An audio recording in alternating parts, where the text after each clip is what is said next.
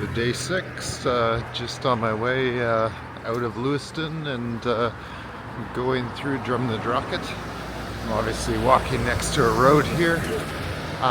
This ends up being a longer path today, about 26 kilometers into Inverness. So Drumnadrochit is famous for being where sightings of Nessie have occurred. And there is a whole center here that tells some of the background and history of it. And it is just up this road here, past that big house. So here to my side is the Loch Ness Experience. I went there yesterday. It's an old hotel. Loch Ness Experience is an old hotel where they have a whole show about the history of the Loch Ness Monster going back to St. Columbu, and kind of going through the more recent sightings and even some of the scientific work that was done in the last century to try and determine was there any proof behind it. But that is one of the star attractions at Drumnadrochit. So about 3 kilometers into my walk today, the road diverges. We're a bit above it, but with some nice views through the trees of Loch Ness as we go. So on this trail, we'll see if it stays on the road or not. So now we've climbed away from the road. You can see the loch spread out behind us and Urquhart Castle in the distance there. If I go up closer, there you go, that's Urquhart Castle. Went there yesterday, and today we should have a bit of a climb, and I think it's one of the higher points in the hike, and then down into Inverness. So I'm about 8 kilometers into the hike now, and I've come up about 370 meters according to my watch. You, through the trees, can get a little bit of the scenery of Loch Ness stretching beneath us, but a little bit more of a view now that we're at this elevation. But we will continue on. Kind of a bit of a flatter section here at the top of the hill, a little farmland and some heather, as well as a great vantage point. Can't see the loch, but still beautiful scenery.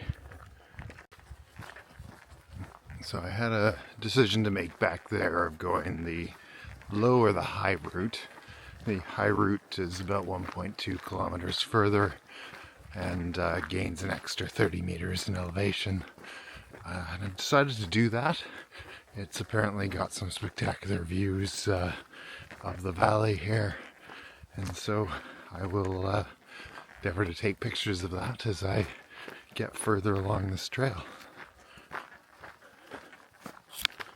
I'm on my way to one of these peaks here, but you're sort of getting high enough up and out of the trees enough that you're getting a bit of a view of the surrounding hills in the area.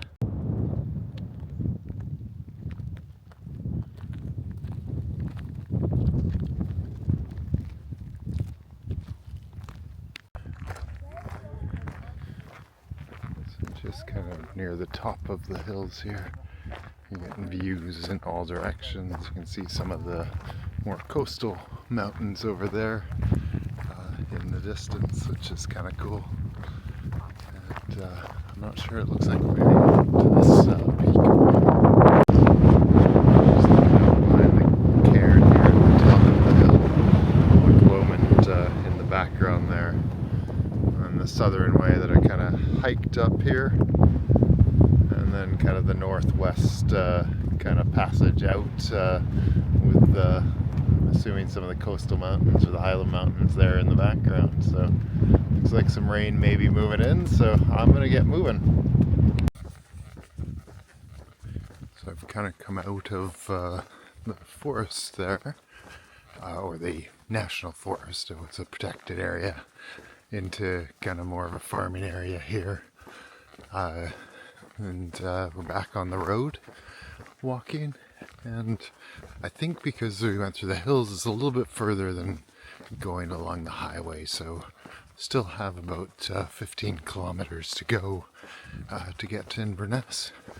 I should note that every time the trees thin on my left here, so to the west, you get a beautiful view of some of the same mountains I saw from the peak there, which is always kind of nice to see those in the distance. We're getting closer to the 20k mark of the hike today, and we're getting this beautiful rural view with the mountains in the background. We're back on a path off the road, surrounded by heather here, and beautiful pink and purple colors in the flowers in it. And there you can see where I came from down there. And back into more forested paths here.